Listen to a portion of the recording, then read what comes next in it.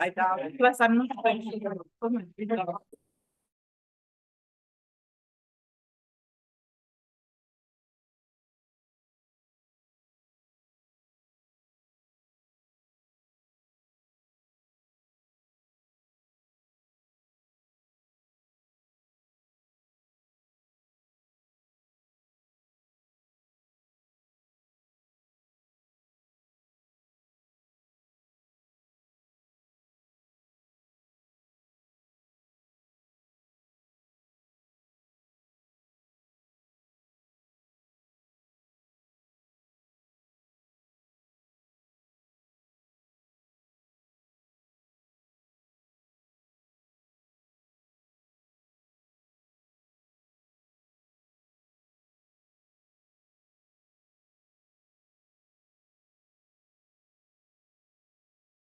Because it's irritating, but occasionally the windows will bleep because it has something, but it's usually Okay. Talking to the screen. Where's the camera? The camera is Okay, cool.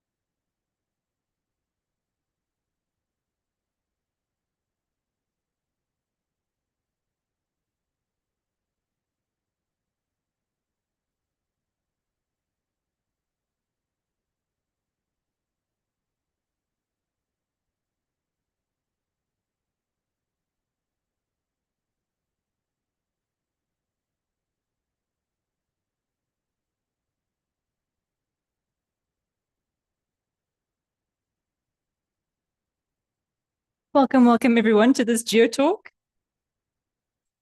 Today we have Professor Emese Bordy from UCT. She's probably one of the most impressive researchers that I've ever met in sedimentology and has done some incredible research all over Southern Africa in our Karoo, our Mesozoic and Phanerozoic basins.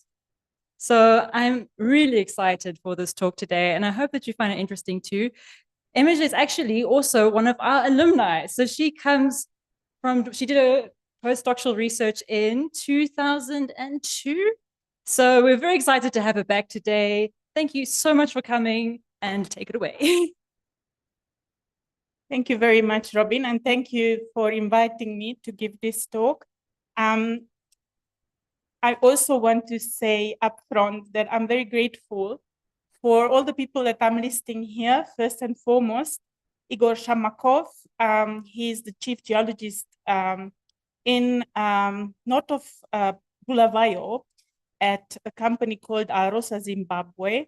And without his generosity, I wouldn't be talking here, because he was the one who invited a colleague of mine from Wits University. Sorry, you see now I'm back home. Well, from UCT, Jeff Howard, to take a look at some of their cores, freshly cored cores around Bulawayo. And this is how this project has started. I also had quite a lot of help with literature from Zimbabwean colleagues, Trim Broderick, Mike Zondo. And of course, I need to mention that my partner in crime, who doesn't want to take any credit for anything, but I just want to give her the credit that is due to her. And that is Dr. Rose Prevert from Albany Museum, who came with me and did all that logging, which wasn't always fun, but she has powered through, and that's how I'm here and able to talk about this material. So what I'm going to be talking about is the geological context of a very famous Southern African theropod, a carnivorous dinosaur that is called Syntarsis. And the dust that this animal kicked is going to be the main topic after a very lengthy introduction, giving you a thorough context about why this animal is as famous as it is. So without further ado, I'm taking you back all the way to the early Jurassic. And at that time, of course, we are part of Pangaea. It was a supercontinent scenario, as you know, and it was fairly arid in the continental interior. But that is a very broad picture that I'm painting now. Of course, there are variable depositional environments and climates throughout this large continent. And down where we are in southern Gondwana, we experiencing the final phases of the Karoo Foreland Basin development. As probably most of you know, the Karoo Basin forms part of a large Foreland Basin system that formed as a consequence of the subduction underneath the southern margin of Gondwana. And that subduction generated the Pan-Gondwanian orogene, which we refer to in South Africa as the Cape orogene. And behind that, a large foreland basin system that extended from the southern margins of the continent at the time up to about 2,000 kilometers further to the north.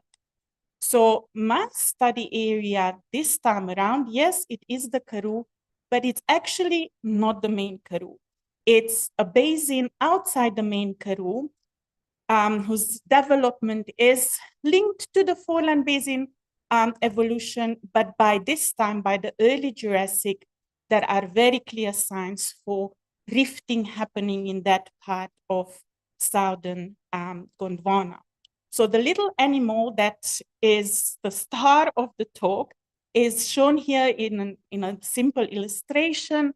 As you can see, this is a small bipedal carnivorous dinosaur, one of the two that we know from this time interval, from the early Jurassic in Southern Africa.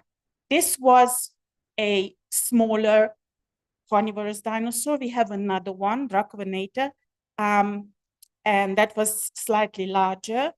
And their bones have been described from the Upper Karoo. But what's interesting, their footprints, which preserve as three-toed, in other words, triductile footprints, are actually found in rocks that are older than where their bones were found. So we have a plethora of triductile dinosaur footprints that cross the Triassic-Jurassic boundary. We have plenty of them actually already in the Molteno Formation. That's a project I'm working on.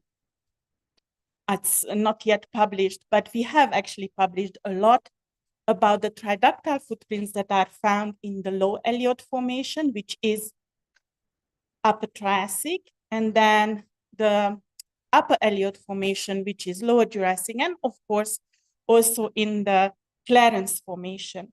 And the illustration that I'm showing you here is just giving you an idea of whom was Syntarsis cohabiting this area with. So as you can see, we have quite a bit of diversity, which is improving as we go through time, as we cross the Triassic-Jurassic boundary. And quite a number of these large-bodied animals are dinosaurs, but only, as I said before, two of them are carnivorous dinosaurs capable of leaving behind very characteristic three-toed footprints. So this is a reconstruction from the Clarence Formation and the upper part of the Elliott Formation, showing you how this animal looked like. Okay, it was a very agile, good runner, and we know that from, of course, the trace fossil record first and foremost, because from footprint sizes and parameters that we gather from trackway sites, we can actually reconstruct not only the size of the animal, but also the speed at which the animal moved. So it was a very agile animal, and it is really the mother of all track makers of three-toed dinosaur footprints in this part of the world. So when Igor offered us to go and have a look at these cores that they drilled in near Bulawayo, I was super ecstatic because I knew that's actually the type locality of Syntarsis. It has been described, the type specimen, the best preserved Syntarsis has been described from northwest of Bulawayo. So I was very keen to go and see how those rocks look like where Syntarsis was actually found in for the first time. So the aim of this research is really to feel it, well, to satisfy my curiosity to see the motherland of all triductile track makers, but also to understand the paleoecology of that area much better, because as you will see it from one or two images that I have, unfortunately, there aren't very many good quality outcrops that we can use to gather information about the paleo environment. So these cores were an excellent opportunity for us to fill those gaps that we have in our knowledge about how the paleo ecosystem was at the time. So essentially, I grabbed this opportunity because it took us outside of the main Karoo Basin, where we are spoiled for wonderful outcrops, both in South Africa and also in Lesotho. So I was looking forward to have a look at these sediments. Of course, in a borehole, the stratigraphic position is easy to be identified. You always know where you are in the stratigraphy because of the succession drilling through various lithologies.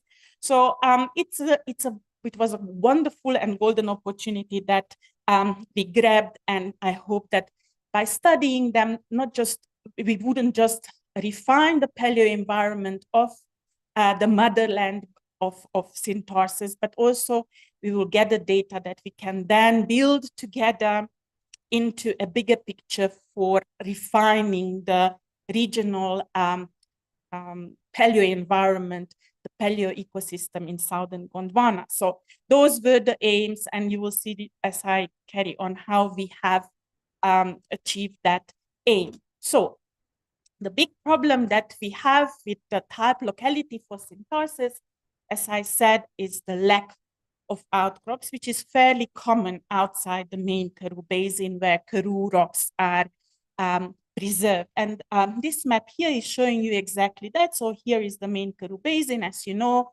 it covers about 2/3 of the country, is the biggest sedimentary basin, the prototype of all Karoo-aged rocks. But of course, the Karoo succession carries on all the way to Ethiopia. There are, for example, glacial deposits that are found in Ethiopia, and they are referred to as Karoo glacial deposits because they formed at the same time.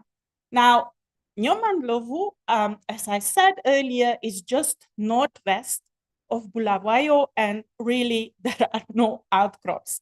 In fact, the type specimen comes from a tiny little bank of an ephemeral stream. And you know how these dongas look like. They really don't preserve laterally extensive outcrops that are a key ingredient for doing high resolution sedimentological work.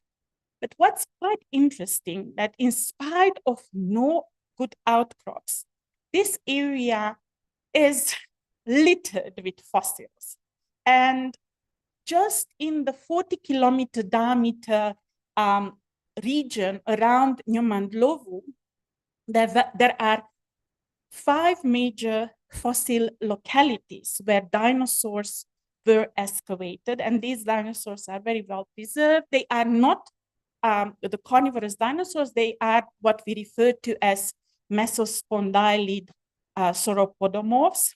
It's a more evolved basal sauropodomorph that is well preserved in this area. So obviously, paleontologists have recognized how important this is, and no wonder that the idea of this being the cradle ground of all Zimbabwean dinosaur studies have been made quite a while ago, at least 50 years ago by Mike Rath.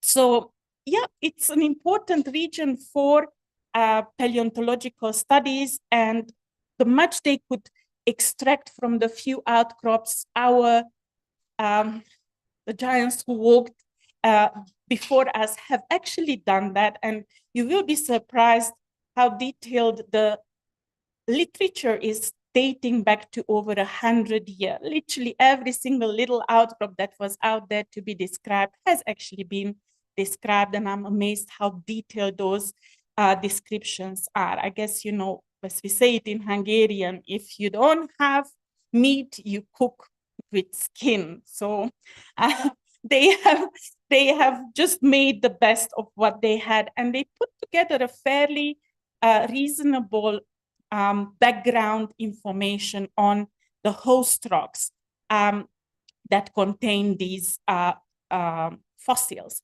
Now, like I said, out of those 5 localities, only one is the one that contains Syntarsis, contains the type material, and only 2 specimens, 2 individuals were preserved there. However, in the northern part of Zimbabwe, where I put these 2 little dots, there are bone beds with up to over 26 individuals in those deposits. So Syntarsis looks like was not very common down here in the West, but it was preferring the northern regions. And already the giants who walked before us have actually alluded to the reason why that is, because it has been noted quite a long time ago that in comparison to this western area, the northern Zimbabwean outcrops that contain these dinosaur fossils seem to show evidence for better conditions. Moreover, they also much thicker. I'll talk about that just now. Okay, so before I do that, I thought I'll show you some of the material that is housed at the Bulawayo Natural History Museum. These specimens do belong to this little carnivorous dinosaur. Here is a jaw fragment for those of you not inclined towards paleontology, but dinosaurs are exciting, right? And then here is a toe that made all those footprints that I have been doing dino pedicure on, because you know, when you do trekking, one of the things that you have to do is to clean the trackway. So I kept telling my students, I am the most skilled dinosaur pedicurist in the land, because that's what we've been doing, cleaning out the impressions made by these digits, okay? And then, of course, a whole lot of other bones, very nicely curated and preserved, collected by our paleontologist colleagues. And then, as I said, in addition to Syntarsis, the Nyamandhlovu area is also famous for mesospondylid dinosaurs.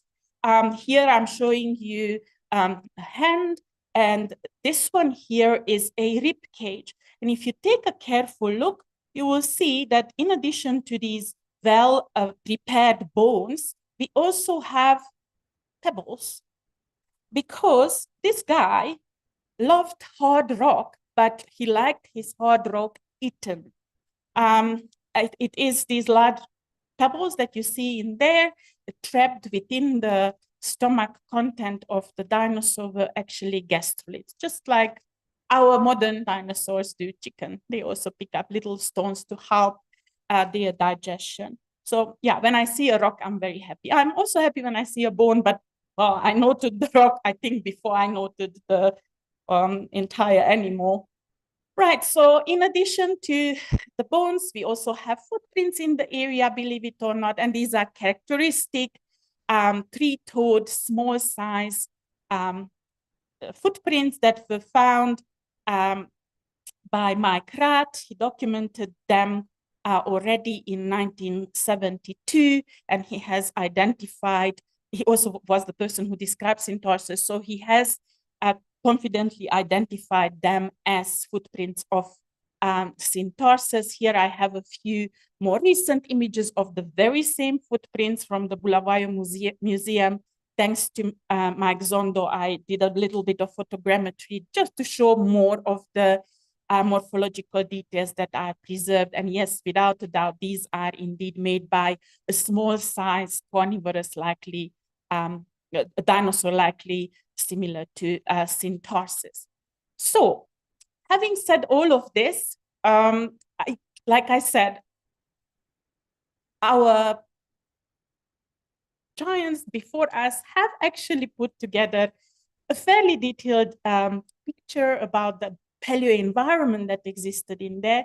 And I found this quotation and I really loved it because it summed it up in one sentence. You know, we always press for being concise and saying the outcome of our master's, honors, PhD project in a few words.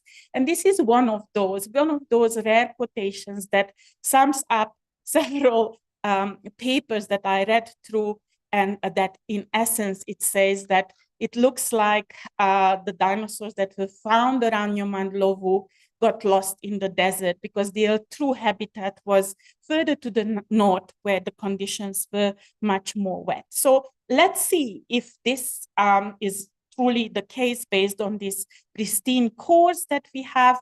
And let's see if really the rocks are telling us that indeed the conditions were desert-like.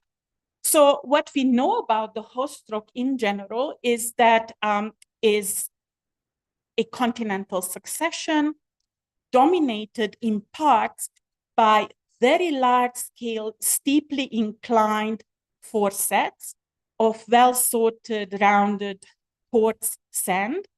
But in addition to that, there are also interbeds, there are also layers within the succession that show evidence for sediments being transported by water. The succession itself in Zimbabwe is referred to as the forest sandstone. And in the region that I worked in Western Zimbabwe, it has been described as being mostly water deposited, so subaqueously deposited in the lower part and aeolian in the upper part. So that was the preconceived idea that I had before we went out and looked at the borehole. So this was kind of like the hypothesis, if you like, that we needed to test and see if this is the case or not.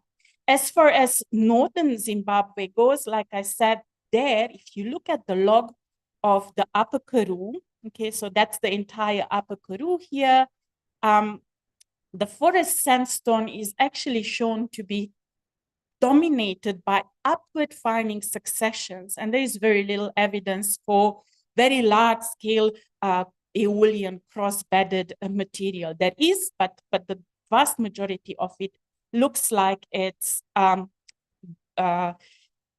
sediments that formed in rivers and streams and lakes. The thickness also is staggeringly different to what we have in Western Zimbabwe, where the overall thickness is about 100 meters for the forest sandstone. Up north, we have up to 2 kilometers of this formation preserved in rifted successions. Now, throughout the region, throughout the area out of the main Karoo Basin, the age of the forest sandstone formation is unknown. We know it's somewhere early Jurassic, and we know that because we have absolute dates from the overlying Batoka basalts, which are equivalent to our Drakensberg continental flood basalts. So we know that they are about 183, 180 million years old, and that helps you determine the relative age of the forest sandstone, but we don't know the exact age. And I'll talk about why that is a problem towards the end of my talk. As for the climate, you figured by now that yes, semi-arid to arid conditions throughout Southern Africa at the time, but certainly much more wet in the north. So our lucky day came, as I said, when Igor contacted my colleague, and then the colleague didn't have to take a lot of time convincing me to go with him, log in north of Bulawayo. And when we arrived, we were totally amazed by the pristine condition of their course, the absolutely meticulously curated material that they invested, among others, into high quality core trays, which is seldom happens. I mean, I work with other companies too, and I was totally blown away by the detail that they had already on site and the care they took to archive the material. And needless to say, this is very, very expensive. Drilling is very expensive. And also curating the material is very expensive, but it's a golden opportunity to be able to see what is under our feet, especially in areas where we are not spoiled for outcrops like in the main Karoo Basin. Main Karoo Basin. It's the basis, right? But yeah, so I was extremely excited and was more than happy to log this course in great detail. So as the advertisement some time ago in the, I don't know, SABC advertisement, it was a McCain advertisement, a grandma and the grandchildren were chopping vegetables but they were really using mostly the frozen vegetables, the vegetable mix. A little girl asked the grandmother, so Granny, what did you do when you were young? And the granny said, we chopped, because at the time, obviously, there was no frozen McCain vegetables. So if you ask me what we did there with Rosie and Jeff, well, we logged some more. But that's how we gathered the data. We also had the opportunity to interact with the absolutely enthusiastic, open-minded, ready to learn staff members of the geology team. Here is one of our colleagues whom I'm busy explaining what features I'm seeing in those cores. And then, well, this is the part of the talk when we have materials and methods. So that's it. Those are my materials. And here is the method. You go down on all four and you keep logging, making sure that you record everything that you can.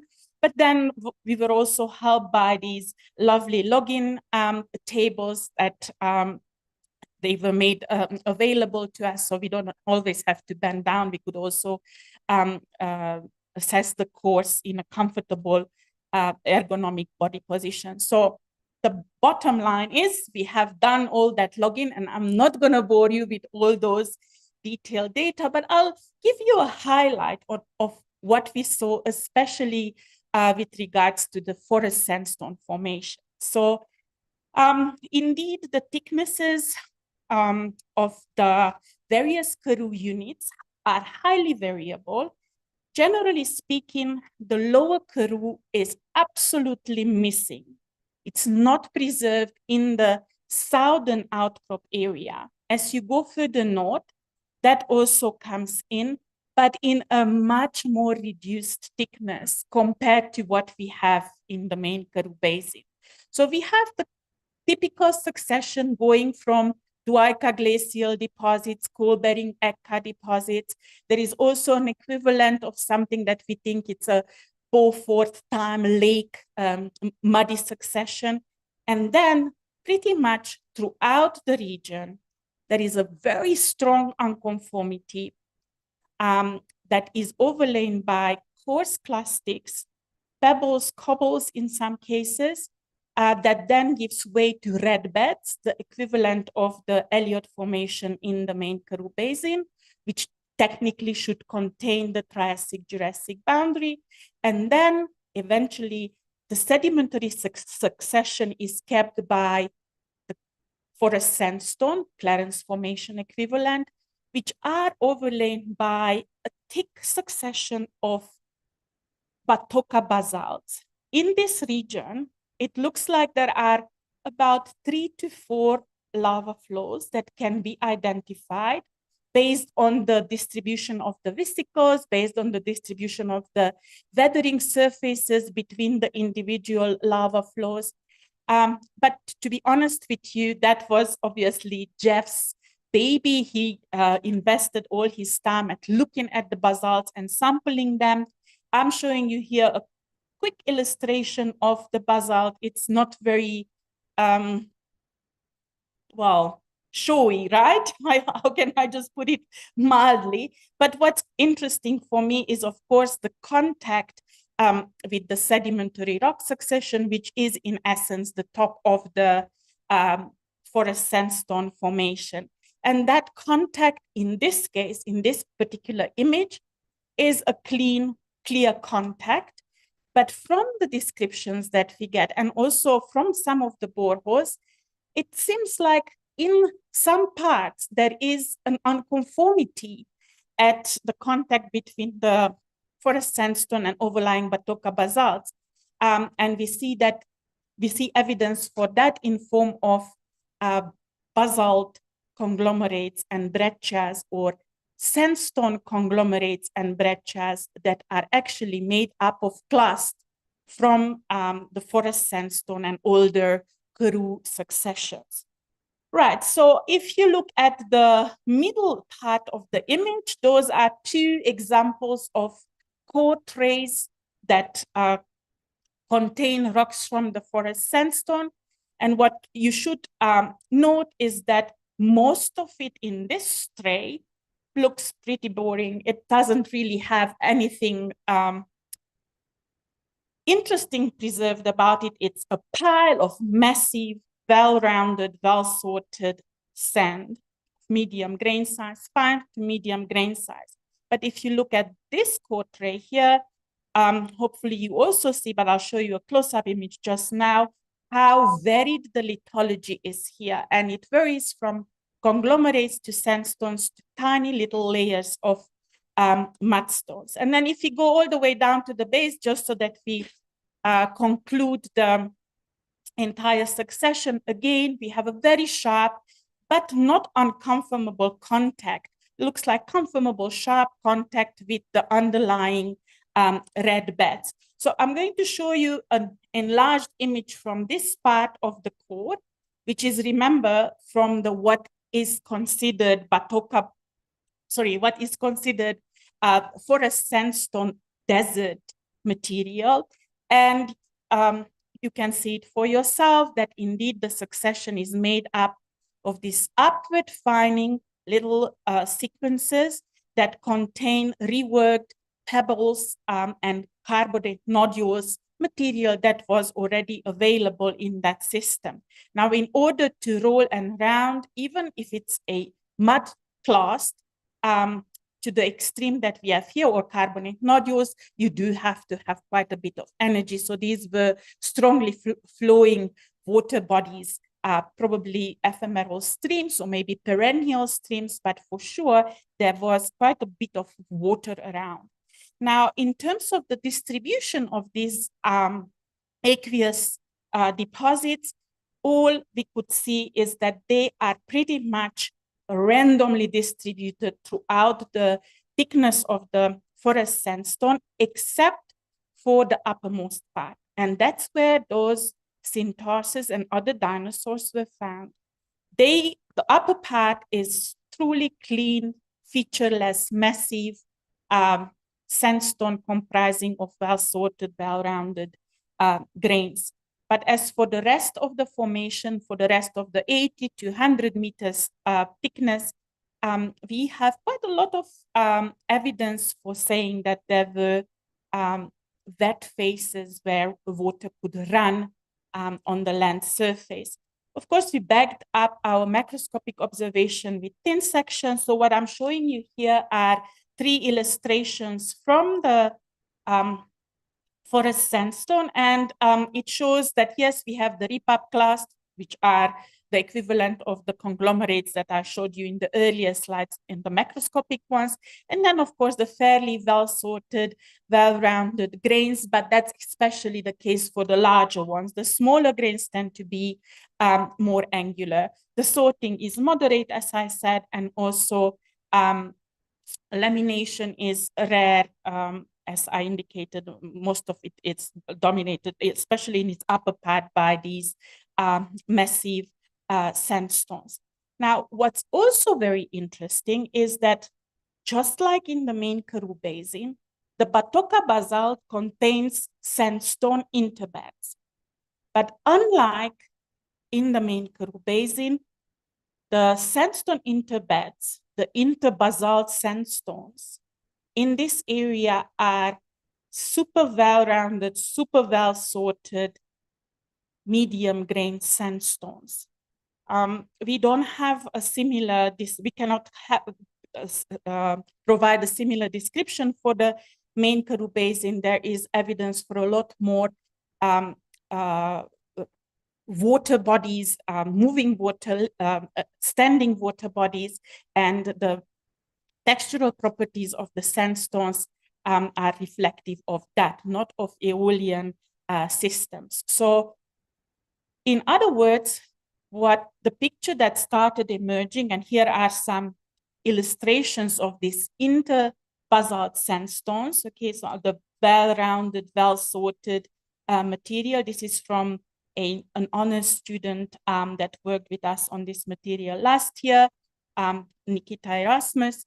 So what emerges from this picture is that it looks like aridity started dominating towards the end of the forest sandstone times in this region, and it carried on throughout the extrusion of the Batoka basalts. So we have there a very arid corner as far as the late forest sandstone times and Batoka times are concerned. So once again, that's very, very different to what we see in the main Karoo Basin, where the thickness of the succession is not much greater. We have about, at maximum, 300 meters, but most of the time about 150 meters of sediments preserved in the Clarence Formation. But those sediments indeed show clear evidence for large lakes and streams, moving water bodies, both at the lower part and in the upper part of the Clarence Formation. And then if you look at what happens to the sandstones that are interbedded with the Drakensberg basalts, there again, we have a lot of evidence for that conditions. And that comes from primarily the sedimentary structures preserved in the sandstone interbeds, but also from extremely well preserved pillow lavas that in some cases form foreset deltas that are 10-meter thick, indicative of those lakes having been at least 10-meter deep, which is a fantastic evidence, field-based evidence. We always struggle telling what the water depth of sedimentary successions are, and finding foresets that are 10-meter thick in their vertical dimension means quite significant lakes. Okay, so all of this about the Clarence Formation is actually coming from a project of a PhD project of one of my students, Howard Head. We wrote this up. So if you want to read more about the giant lakes in the Clarence Formation in the main Karoo Basin, you are welcome to take a look at these publications. I can share them if you would like a copy. But what we also did, and that in collaboration with a Wits colleague, Robert Bolhar, is to date these Clarence Formation sedimentary rocks. So we have a fairly well-constrained chronostratigraphic framework for the main Karoo Basin. And we know, for example, that the entire deposition of the Clarence Formation stretched from the latest Sinemurian, okay, so from the latest Sinemurian, from about 184 million years, all the way well into the Tuarcian. And in the case of the Clarence Formation, the late Clarence Formation, the Karoo lavas were already outpouring. And we know that not only based on field evidence, but also from thin sections that show us rip-up or reworked basalt fragments. So that's very different to what we see in around Bulawayo, where, as I mentioned, it looks like there was a gap. There was time for an unconformity surface to form before the outpouring of the basalts. So there are some startling differences that emerge from our research on a regional scale. And then if we go again very quickly up to northern Zimbabwe, remember, this is the succession that has a well-described fluvial and lacustrine sequences in them. It's very thick, 2 kilometers thick, so very different in terms of thickness, both to the main Karoo and also to the Bulawayo area. And that here too, there is evidence for wetness towards the top because there are well preserved pillow lavas that have been documented from Lake Kariba, for instance. So in summary, these were wet areas, north and also to the south. But here in Western Zimbabwe, it looks like towards the end, at least, dry conditions prevail. There is no evidence for pillow lavas either. But this is not very, very, very surprising because when I did work in northeastern Botswana around Orapa mine, that diamond there is indicative of where Orapa mine is. And that's less than 200 kilometers to the west of Nyamandhlovu. A very similar picture emerged. And that is that the upper part of the forest sandstone or Clarence sandstone equivalent, which of course is going to have another name in Botswana, it's the Ntane Formation around Nata, shows the very similar trend. In other words, we have mainly dry, arid Aeolian conditions towards the end of the sedimentary phase of the Upper Karoo, and the dunes have been preserved by the outpouring of the lava. So what you see here, this is not an erosional contact. This is a conformable contact that preserves an early Jurassic dune. It's quite large. For scale, I have this truck here, and then if you squint, that little flea there is a bucky at the bottom of the kimberlite pit or diamond pit. So this is a large-scale feature, a large-scale sedimentary feature that is preserved, and it's mirroring the picture that is emerging from the Bulawayo area, both in terms of aridity, but also in terms of the irregular contact between the basalts and the sediments, indicative of it. Quite often that irregularity that we see is not necessarily due to erosion, but it's more likely due to the original Aeolian dune-dominated topography. All right, so these are a few close-up images, and this is yet another dune top from the same kimberlite mine in Orapa, showing you the typical Aeolian features preserved in the upper part of that Clarence / forest sandstone equivalent, and the lavas on the top, conformably overlying them.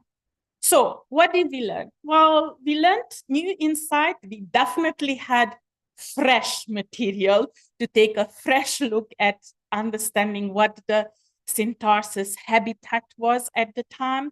We also were able to get started with these regional comparisons and understand how the environment was mosaic-like, wasn't uniformly arid or uniformly wet during this time. And it's also a golden opportunity to highlight again that in order to understand the environment of our precious organisms, be those plants or vertebrates, invertebrates, we don't care, every animal is important. In order to understand their home and the details of the interactions that happen in these environments, you really truly need good quality material in terms of sedimentology and stratigraphy. So to answer the original question, was my CRAT correct some 52 years ago? I know that's my 72 was that long ago because I was born in that year.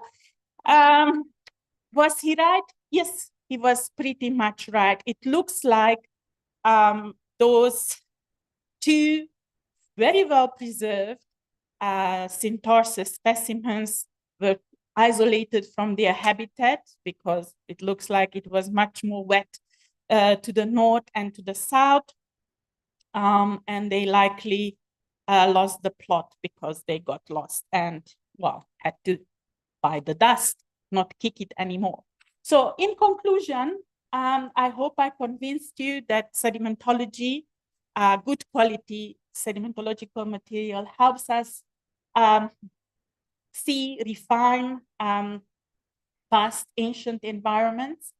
There are, of course, just like with any other project, more questions than answers that we came up with from this one. So we hope to be able to carry on with the exploration of these startling differences between the different regions that I talked about. We definitely need a lot more taxonomy because most of those dinosaurs that were found in around Nyamandhlovu area have not yet been thoroughly described, even though they were discovered over, most of them over 100 years ago. But there is major progress in that regard done exactly here at ESI in collaboration with colleagues from the UK, for Barrett in particular. And then, of course, the biggest challenge for all of this is to understand better the tempo, the rate at which the changes that we see happen. And for that, we need geochronology. So I took pristine samples. I have all of them in a beautiful bag, packed up, and I'm looking for sponsors who would help us pay for these analyses, because as you know, they are quite expensive. But really, without these rates, we will not be able to understand how the changes happen. Was the desertification starting in the west, in the north, in the south?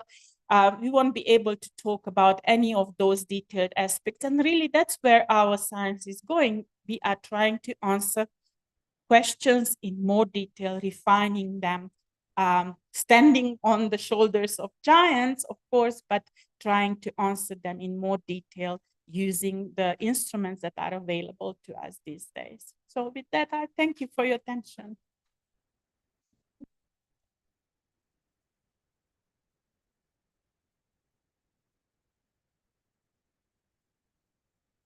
Thank you so much, Emese. Do we have any questions from the audience? Zubair. Hello. I saw that the wind direction you showed for Zimbabwe matches the Clarence in the main Karoo Basin quite nicely. Do you think that's a coincidence, or could it be that that's sort of like a prevailing wind direction across a large desert system and its margins? Right. So the illustration that is here, this wind direction illustration, is exclusively for the main Karoo Basin, right? But we have done paleocurrent measurements in the Tule Basin, and Valerie has measured paleocurrent directions in the Springbok Flats Basin. And there is a report for paleocurrent data from the forest sandstone in Western Zimbabwe. They are similar, but not identical. So I want to specifically speak about the one around Bulawayo. It seems to go to the south. So from the northeast to the southwest. But, you know, I mean, that's one measurement. When it comes to this kind of data, really, truly, the more, the better. So overall, it's not contradicting the big general Southern African wind direction pattern, but is not exactly the same. So that's, I think, given the number of samples that we have, it's not too bad. So, thank you. Yes, Garrett. Previously published studies about termite nests in the in southern Zimbabwe and northern South Africa. Did you find any evidence for that in the area that you've been looking at in the Nyamandhlovu area?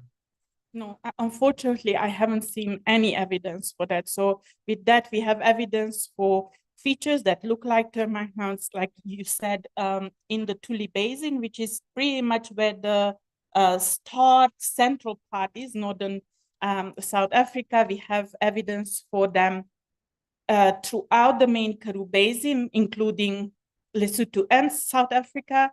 But no, I have not found any, and the literature also is not mentioning any of the bioturbation features that could be potentially interpreted as termite made.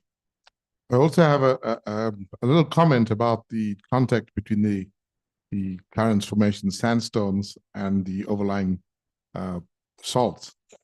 In Namibia, in the Etendeka, which is 40 million years younger than the Karoo, the Etendeka volcanics, they also overlie Aeolian sandstones. Yes. So even 40 million years later, you had a very similar arid climate even to the west of the continent. And that's well recorded. Yes. And if I'm not mistaken, it was actually from there that they described that the top of the sandstone preserved the ropey texture of the basalt. And I found in the main Karoo a similar feature, and I didn't know what it is. And then that publication helped a lot in interpreting what we're seeing. So definitely in the main Karoo, there seemed to be no unconformity between the Clarence and the outpouring lavas. But I'm not so sure about that for the area that we study now in Western Zimbabwe.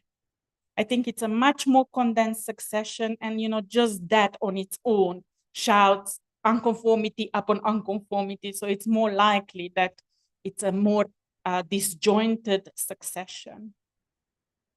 Yes. Yeah, just thinking from the geochronology perspective, do you think there's any, in terms of trying to find these young grains to constrain to try to constrain the maximum depositional age, do you think there's any facies specific or any facies effects? Like, have you tried sampling fine grained or coarse grained materials and see if you had any variable degrees of luck with that? We always concentrated on the sandstones, and that comes from the thinking, I'll explain, that, detrital zircon is a heavy mineral. It's more likely to concentrate in larger quantities in higher energy facies. But it turns out that colleagues who were desperate for detrital zircon and don't have such high energy facies in their succession have very successfully extracted zircon from mudstones. And that too makes good sense, because if you think a mudstone, let's say a lacustrine mudstone, is a low energy deposit. If an ashfall happens, it is going to trap it. Okay, fine, you will have to take much larger quantities of mudstone to end up with the same amount of grains, but it's not impossible. And they apparently were very successful. These are colleagues from the States, from the United States. I haven't tried it yet. Yeah. Mullah. Yeah. That's the problem. Just one other question, I think, so Martin de Wit had a very kind of controversial idea about the contact between the transformation and the basalts, and that, you had a marine, incursion, or maybe that's the wrong way to describe it. But I guess if you do have big Aeolian deposits, for example, in Botswana or in your field area, then that probably makes it, that's even further evidence, right? That it's a bit of a stretch that there's a marine. Yes. Yeah. Yes, because as you just said, I guess the pillow lavas could be said, oh no, that forms in marine environments too. But I don't know of any vertebrate communities who leave behind footprints in marine deposits at the rate and at the abundance that we have not only in the Clarence, but also in the sandstone interbeds in the Drakensberg group, in the lower Drakensberg group. We have a biosystem, a diverse biosystem, from crocodilians to dinosaurs to invertebrates, everything together preserved in these very clearly, sedimentologically speaking, very clearly continental deposits. Yes, and I think, as far as the geochemistry part of that idea goes, Guni Marsh has written a very detailed account countering the idea of anything in the lower Drakensberg group having formed under marine conditions. He's a geochemist, I'm not. And just last question is, maybe I'm asking the wrong person, but have you looked for any like higher silica volcanics that could have zircon in the volcanics? Because, I think that's the one thing we're definitely missing is is uranium-lead zirconate from the extrusive component of the crew. Well, yes, but we need to remember that these are continental flood basalts, not exactly your most explosive volcanic category. So that on its own is limiting. The volcanic material, the primary volcanic material that we are actually finding has been provenance back to the South American felsic volcanic provinces. Not to the Karoo Ferrar large igneous province, because that's a mafic large igneous province. So it doesn't go with the required explosivity that you would need in order to find thick primary ash fall deposits. We're always on the lookout for them. That's all we do, fossils and ash beds. And log a lot. Are there any questions from the online audience? I'd like to ask a question. Excuse me, it's Spike McCarthy here. Amisha, I was very interested in those cross sections through that sand dune. Could you perhaps put that back on the screen? The Orapa one. Beg your pardon? The Orapa one. Yeah, there's ones next to where you use the truck for scale. Yeah, that's Orapa. Orapa, okay. Yeah. Up on the left there, under where it says sandstone, is that a bed, horizontal bed? That dark layer, what is that? This one here. No, where the word sandstone is written on the slide. Oh, okay. Well, yeah, no. That? Okay, thank you for that question, and thank you for allowing me to clarify. So these are benches that are cut on the pit, and as you can see, I think here you can see it better. Those benches tend to be over-vegetated, so it gives you the impression of a layer, but no, those are not layers. This is a continuous succession of massive, large-scale cross-bedded sandstones. Okay, thank you. Yeah. Thanks, bye.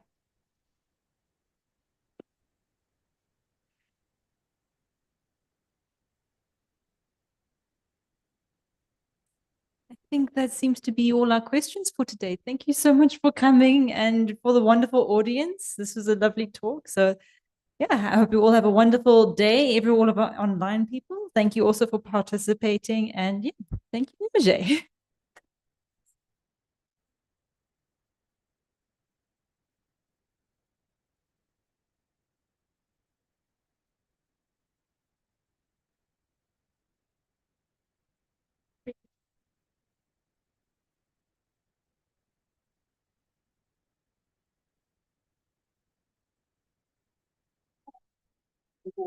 That's a nice comment saying thank you.